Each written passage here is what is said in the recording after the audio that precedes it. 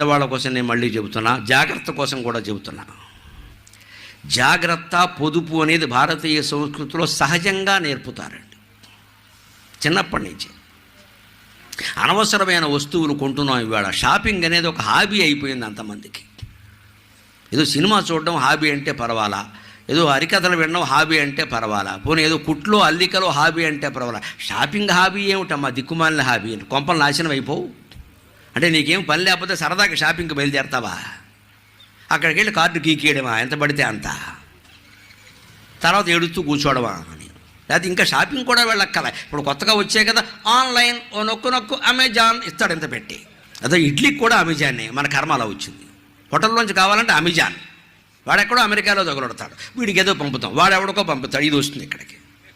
దీనికోసం అమెజాన్ కావాలి. ఈ అట్టపెట్లు, ఆ లోపల ప్లాస్టిక్ ప్యాకేజీ ఎక్కడ పారేస్తున్నారో ఆలోచించండి అమ్మా, భూమి ఏమైపోతుందో.